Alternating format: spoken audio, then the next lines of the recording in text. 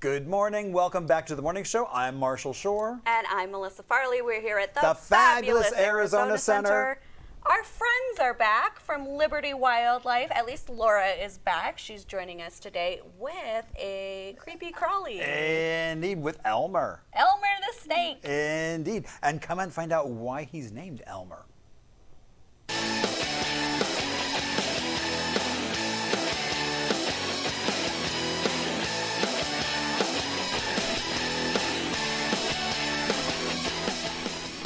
Marshall, I'm curious. You've lived here for a long time. I've lived here my whole life.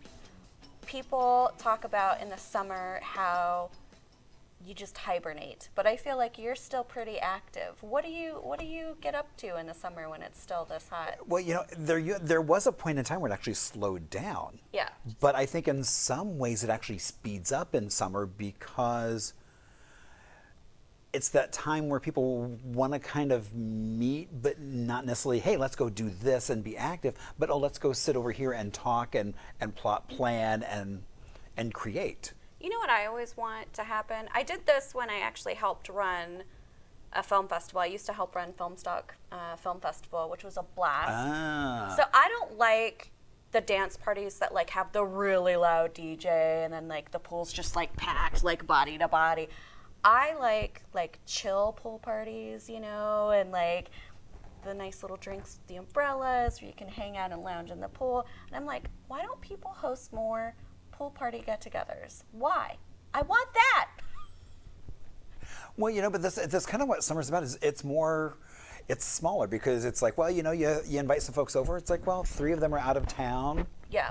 And so it's always a smaller gathering, but in some ways it's kind of like, almost like going to a conference where it's like you get more work done there than so you guys, do.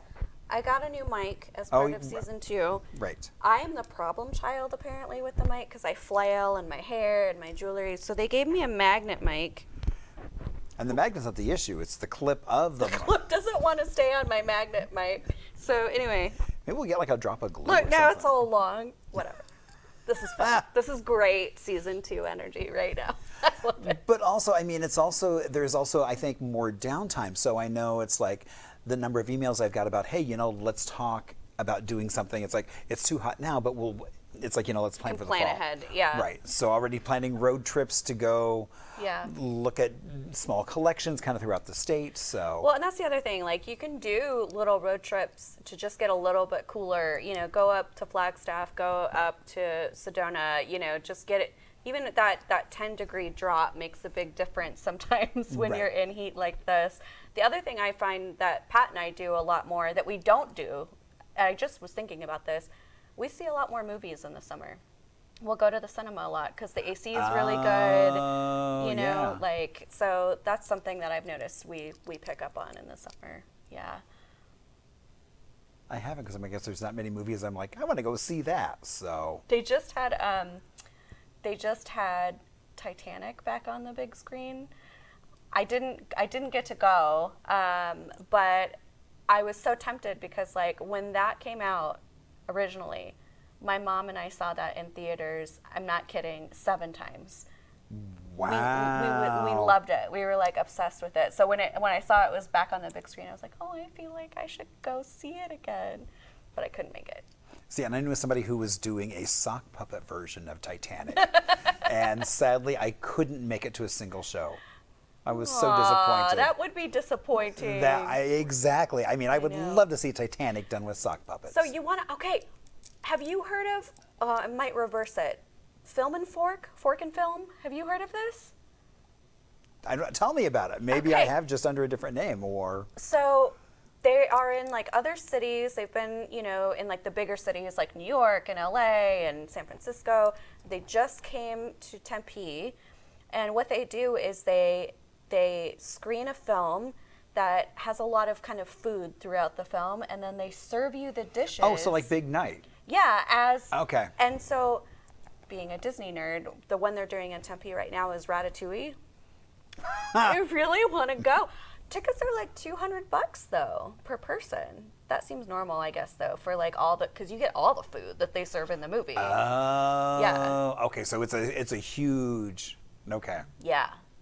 So I will say this: if excited about it as I am, I don't know where they like released it or how people found out about it, but out of like 2 months worth of dates, there's 3 shows that are left that you can go do those. So yeah. But you know, we could do that here. You gonna cook? You gonna do it? Look, you get your own baggie. Yeah. Okay. A little ham sandwich. Well, Thanks, Marshall. or a Korean corn dog. So. But I just thought that was really cool because it's like I love that idea of watching the movie and then literally like at the end, you know, when he brings out for the critic the ratatouille, someone comes and sets the ratatouille in front of you, you know, and that's just really cool. But that's just one of culinary experiences that I feel like I can't afford to do. You might have gotten an invite because you're like an influencer. Have you done the Tiny Chef at the Biltmore? No. No? And I'm okay with that. Are you? I'm I curious.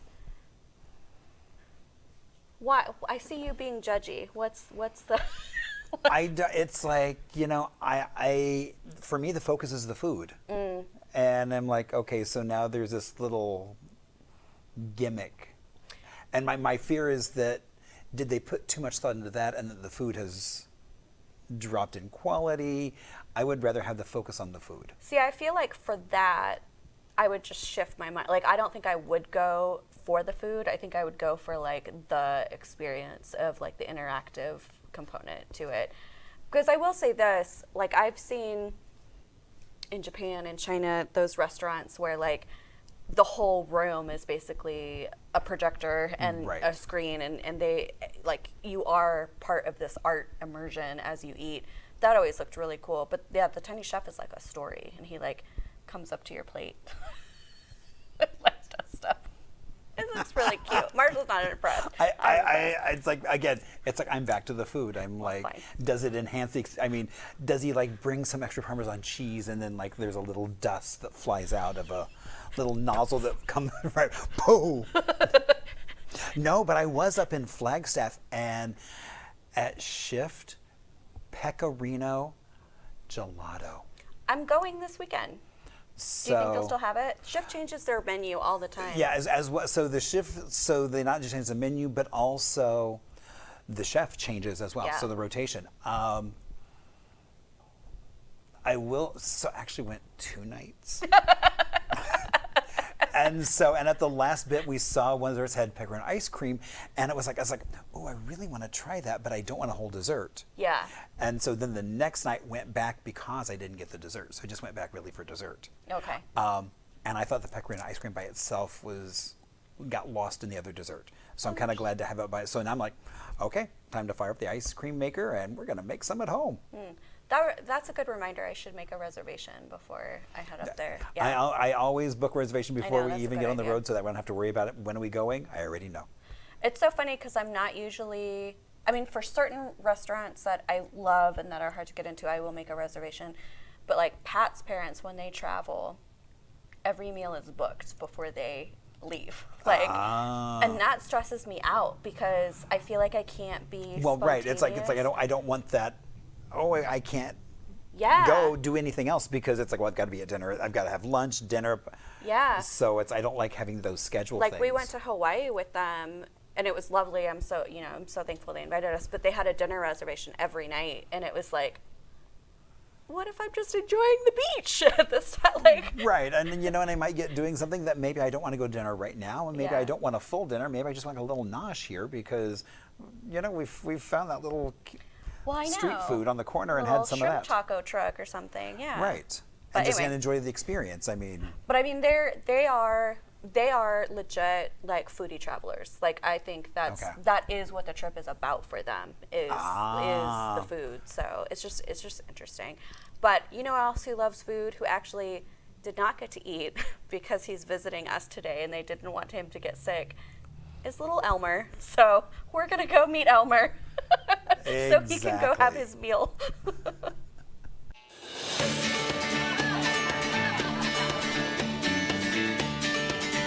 And welcome back to the morning show. I am Marshall Shore. And I'm Melissa Farley. We're here at the fabulous Arizona Center. And we are, well, you know Laura. We're here with Laura with Liberty Wildlife. But we are also here with Elmer. Hi, Elmer. He doesn't look real, does he? No. He looks like he's just a little this toy one, on the it table. It looks like a toy, you're right. Well, let's see. We can wake him up a little bit. Oh, the tongue went out a little bit. Oh, there but goes the tongue. Here goes the tongue. Do you guys have a fear of snakes, or would you like to hold parts of Elmer and put your hands out and Oh, wow. hold? Oh, wow. Is it cool? Is that a good oh wow? Oh, wow. Cool. I wasn't quite expecting that. So people think that snakes are slimy. They're not sure exactly what to expect. He's really smooth along the bottom to help him move along. Yeah, that's what I was owing the back, about. he's got those scales there that some Right. people say when they're afraid to touch him. I say it feels a little bit like a basketball, like the roughness can of a see that. basketball. The bottom, I was really surprised I was about. surprised Really, by the yes. bottom. I wasn't expecting 'Cause that I've touched- texture. I Yeah. was like, oh my gosh. I've Yeah. touched like stingrays. You Oh know? right, yeah. They have that kind of it feels it's almost squishy. Yeah, Yes. but like it's very smooth like Yeah. that. Okay, So so now he's awake. what is Elmer? So Elmer is a gopher snake, which is a very common snake here in Arizona. They're one of our largest ones. They can get You're to be about not 5 a or common snake. Yeah, right No, now. You're not a... Get to be about 5 or 6 feet long. They get into trouble here because they look like a rattlesnake. Yeah. And Yeah. so they are a constrictor. I wouldn't let you guys hold anything venomous, but they're a constrictor. But they do still have teeth. So they catch prey with their mouth and hold on to it and then squeeze to kill and then swallow whole. Swallow whole. Yes. Impressive. Yeah. So they can Elmer. open their mouths and eat things about 3 to 4 times the size of their heads. So that's like if we went to the supermarket and got Whoa. those little small watermelons. Yeah. And just shoveled it right in. That was a great visual. I'm like, that's such a perfect... I'm like, wow. Yeah. Okay, so what does he eat? He is a carnivore, so he's going to look for small furry things. So lots of rodents, mice, maybe little baby bunnies. Sorry, but yeah, all those little fuzzy things that you find on But the not ground. the cute bunnies. No, thank you. Right? Yeah, No. no, they're all cute. But he's good for rodent control. So snakes are actually really good to have around.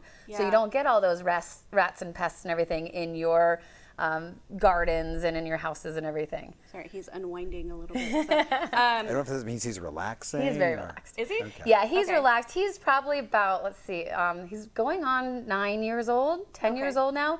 And we've had him since he was a baby. So he was about this big when he was brought to Liberty Wildlife on a glue trap, a sticky trap. Oh, hence the hence name name Elmer. Elmer. Yes. Yeah. And so he's been with us ever since then. They're really hard to relocate back out into the wild once they've come into a wildlife center like ours Okay. and been rehabilitated for a bit of time because they have a very specific home location.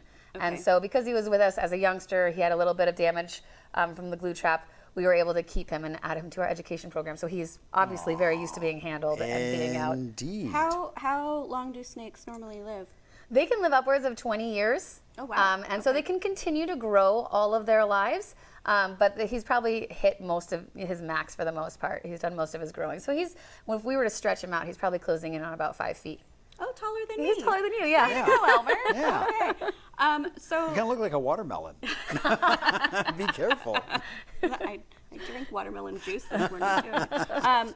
So I'm curious. I know I'm going to ask maybe kind of an obvious question. Like, obviously, you know it's not a rattlesnake if they don't have a rattler at the end. Is there any other distinguishable factors, like if you're trying to determine if the snake is dangerous or not? Sometimes they say you can look at the shape of the head, and the more angular the head, the more likely it's a venomous one because they've got the pits for the venom in there. Nothing's ever 100% true. And these guys actually use that to their advantage. So they will mimic a rattlesnake. So if they feel threatened, they're going to coil up like a rattlesnake, put their head flat on the ground to make it look a little bit more angular, and stick that cute little tail that's right there by you and shake it. It doesn't make a noise, but that it'll whole shake movement, it. everything should look like a rattlesnake and hopefully scare the predator away. Interesting. So, Such yeah. a smart cookie you are. Exactly. Yeah. They know what they're doing. Now, I know we're touching this snake, and maybe I should have asked it before, but like, there's certain animals where, you know, if you touch it, not so good for humans or for them. Yeah. Is that? We any always of that say apply? don't touch anything out in the wild. No touching. Yeah, pretty much anything out in the wild isn't used to being handled, so it's going to defend itself. It's going to either try and get away, and if it can't get away, it might turn around and bite.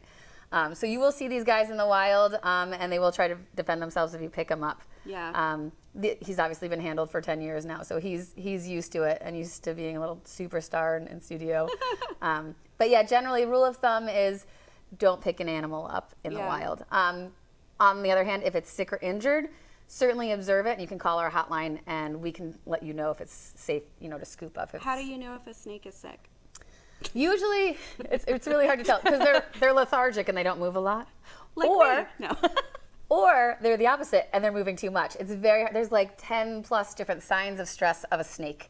And so it's basically a change in behavior.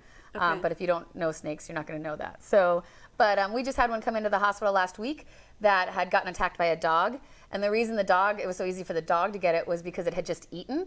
And so it was really slow. So we got it. It had a puncture wound in its belly. You could see where the rat was being digested. And then the puncture wound was right there, and we could actually see the rat getting digested. Oh, wow. Yeah. So he had to go through surgery, and hopefully things will turn out well there for him.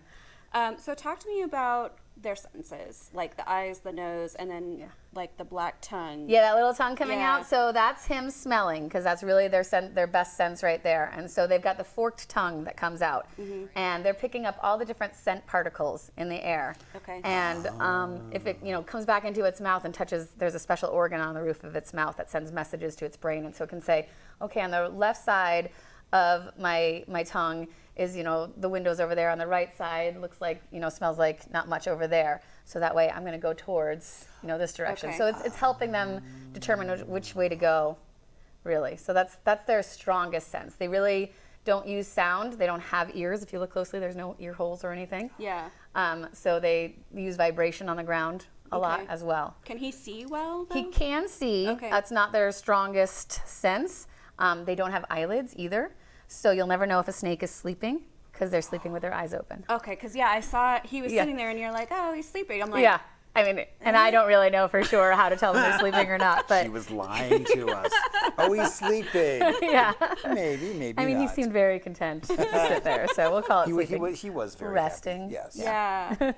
Now, so I'm not a snake owner, so I was kind of curious to learn that you feed him once a week. Yeah. And that's good. That's like a good amount. More for a than snake. enough. Yeah, they have a very slow metabolism. So you imagine they're eating something as big as 3 to 4 times the size of their head. It starts digesting as soon as it gets into their body and digests all the way down. And they have the same organs as us. They're just, everything is elongated. So, the stomach starts here and goes the length of the Wait, wing. so do they poop?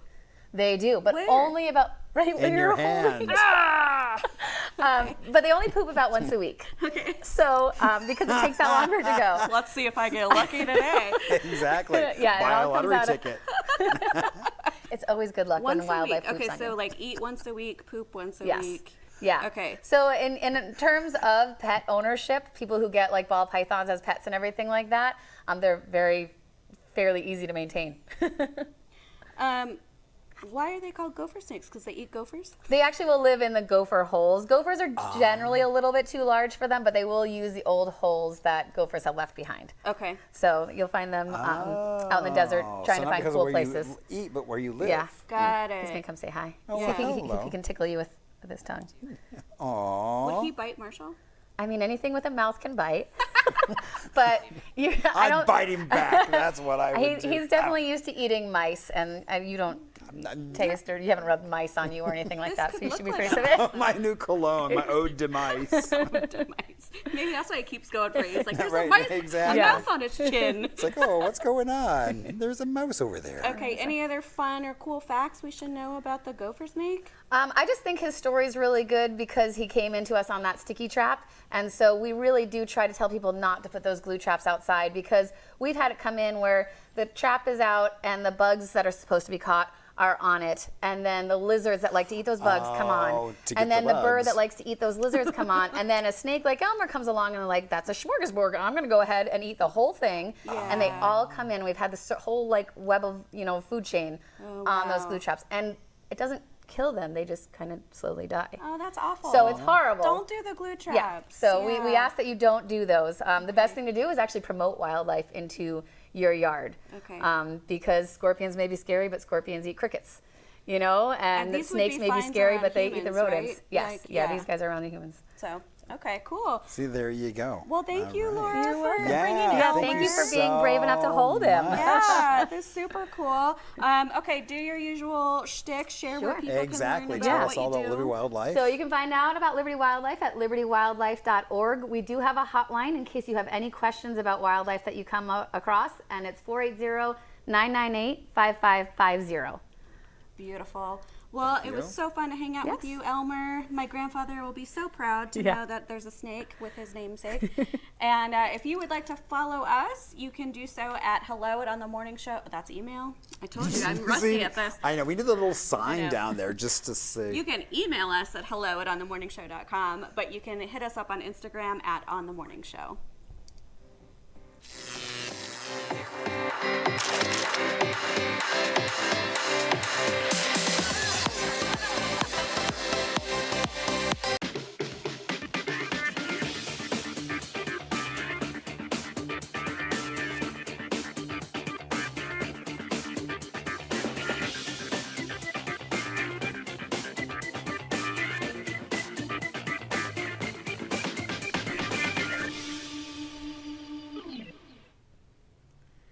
All right, Marshall. So we're doing our next themed things to do. What's the theme? This- Disco balls? A whole theme on disco balls. Yeah. Actually, I probably could do that.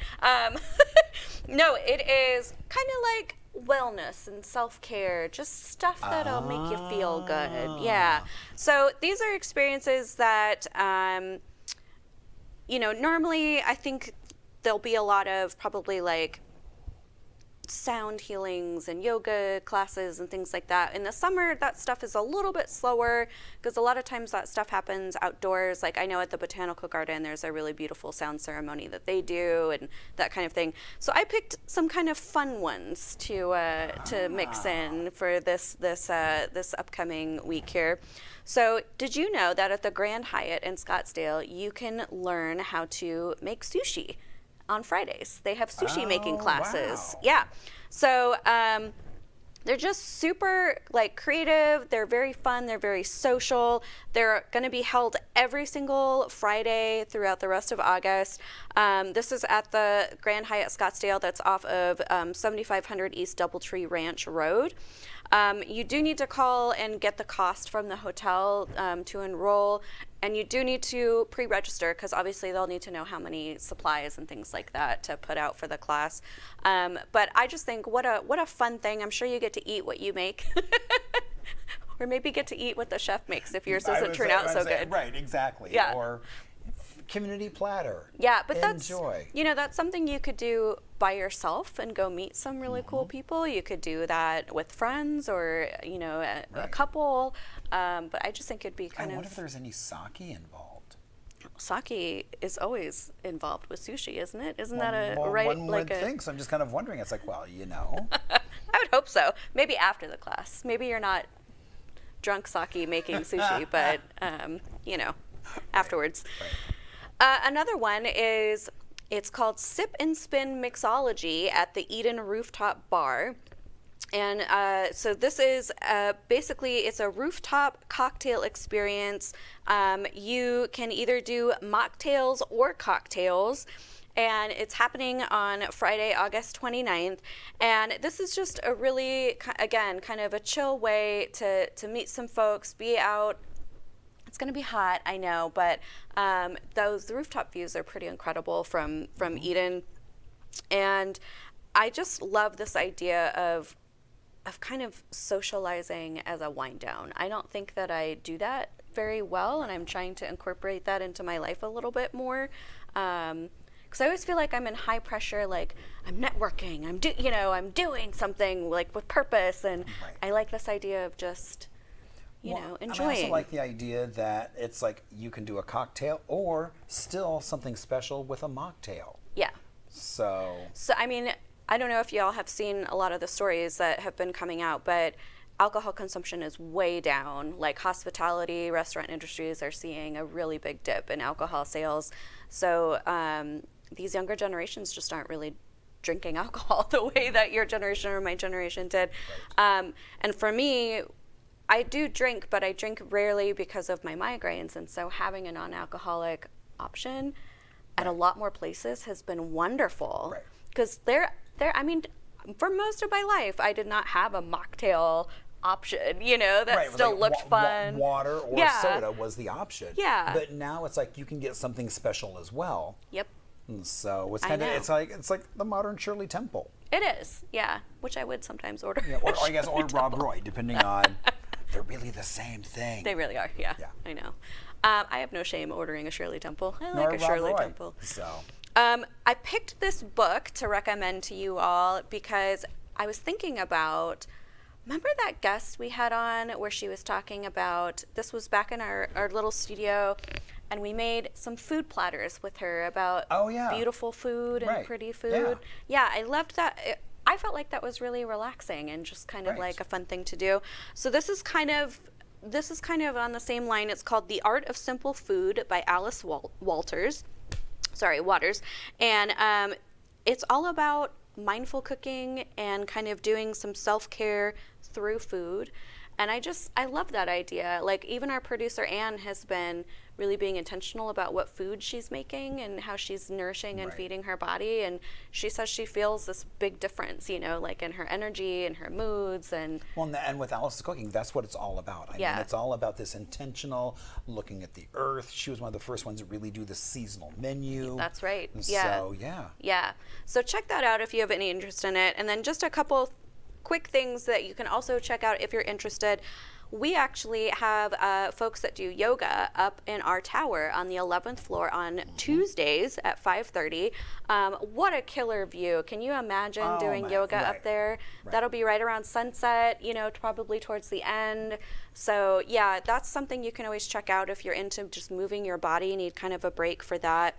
And then the other one I wanted to share is Curious Nature, one of my favorite shops. They are hosting a tarot class, and they're focusing on the sun, the moon, and the star cards. And so this is happening on, let me see, I think it's September 6th they're doing this. Yep, September 6th, 1 to 4 p.m.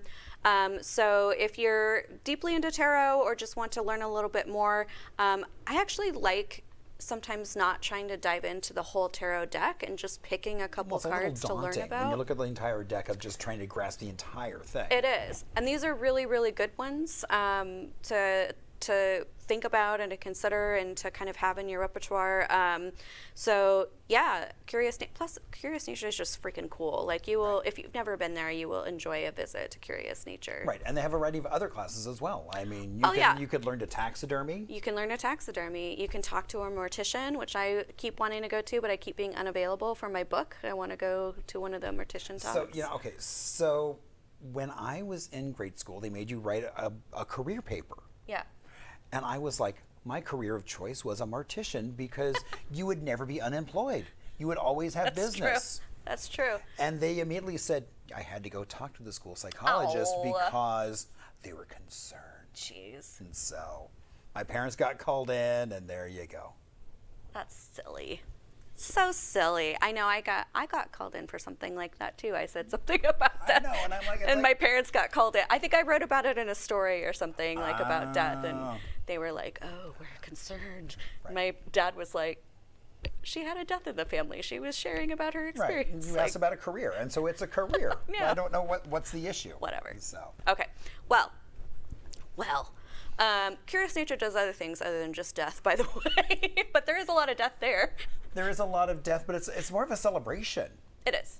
And so. Yeah. Of transformation. And it's just a funky collection of oddities and kind of cool stuff. One of my first introduction to it was for my birthday one year. Pat got me a taxidermied pufferfish. And I was like, where did you get this? And he told me about Curious Nature. So, yeah.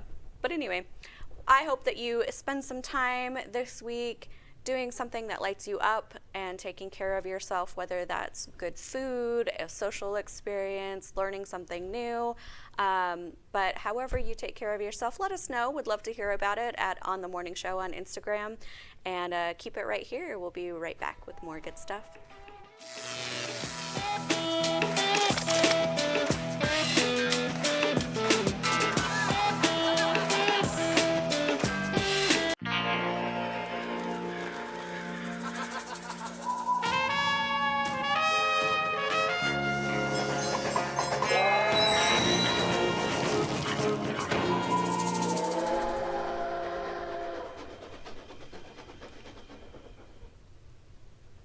Hey, Melissa. Hey, Marshall. How did you get here today?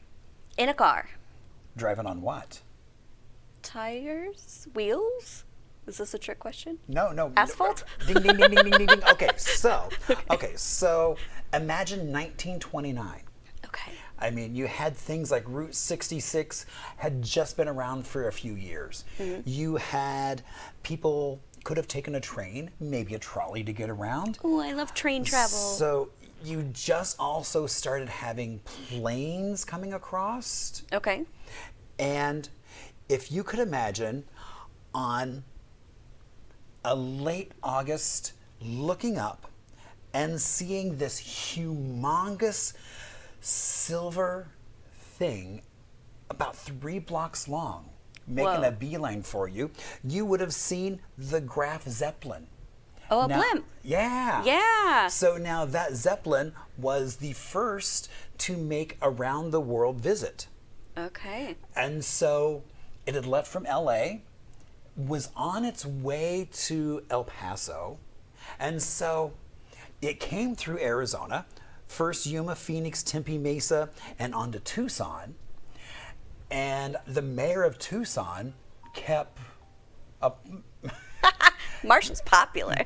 saying, "Blimp, stop here. We want you to come and visit us." And people were gathering, getting on rooftops anywhere they could to see this Yeah. humongous thing coming. And I think it would have been such a sight to see I bet. this thing. And it did not make a stop in Arizona. That's sad. I know, even with all those invitations from Tucson, it didn't happen. But then the next year, you could send a postcard via Zeppelin. And so that is exactly what Tovre did. He sent a postcard from Tempe Okay. to Phoenix to his wife. Okay. And so it basically traveled not just 10 miles, it traveled around the globe pretty much. Yeah. And even with that, the blimp never touched down in Arizona. But now it's like it was the Tovre postcard, which you can find down at Tucson at the Postal Museum. Okay. They actually have it on display, which I think That's is cool. really Yeah. cool. Now, you could do all of this, and it was based in 1930, and it cost like $1.20, which would have been an exorbitant amount. Yeah, that's a to lot back then. But there were all these different articles in newspapers saying, "Hey, so and so sent a postcard. So and so sent a postcard." Now, it was just before they actually bought the castle, so it didn't go to Tovre Castle, Okay. but later they could send mail directly to Tovre Castle. It was not until years later, with Goodyear, they actually did have blimps that touched down in Arizona. Oh, yay, right Goodyear. here. So I just thought it was funny that it's like we've got like these two instances of blimp history, of mail, and of just flying through, but it took Goodyear to actually get The us Goodyear a blimp. touchdown blimp. Was it as big as the other one? The Zeppelin? I think it was a little smaller, Yeah. but not, I mean, it wasn't like micro. Oh, okay. Because it looks smaller. Like the Goodyear blimp looks significantly Yeah, I mean, well, smaller. it was. I mean, those first blimps were just so huge, and they also toted. I mean, I think it had the Graf Zeppelin had like 21 people on it, Okay. so it needed a lot of buoyancy to stay up. I think the first time I saw that was in a movie, in the Indiana Jones movie, when him and his father yeah. are on the blimp. Yeah, and I was like, wow, that was a thing, huh? Oh, it was a huge So- thing, and so people just think of the Hindenburg, but Yeah. that was just one of many Zeppelins, dirigibles. I mean, I remember being in Oregon and going to the Dirigible Museum. Okay. And it was all about how for World War II they had developed these dirigibles. Or Yeah. was it World War I? I forget which war. But they had created these dirigibles that would travel the country. So they had some of these huge big barns Yeah. to house them. Interesting. Huh. But with Goodyear, they actually had like the balloon ladies because those Macy's Parade balloons used Yeah. the same blimp technology to make them and sew them and everything Oh, else. I didn't know that. So you had these blimp ladies out in Goodyear making some of those early Macy's Parade balloons. Cool. Yeah. Well, that's fun. And so I guess that's the history for another time. Yeah. We'll talk about that probably closer to Christmas. We can actually find photos of some of those. That would be really cool. Yeah. Yeah, I like that. And so, all right. So be sure to keep checking us out for more entrepreneurial fun as well as more history. Stick around.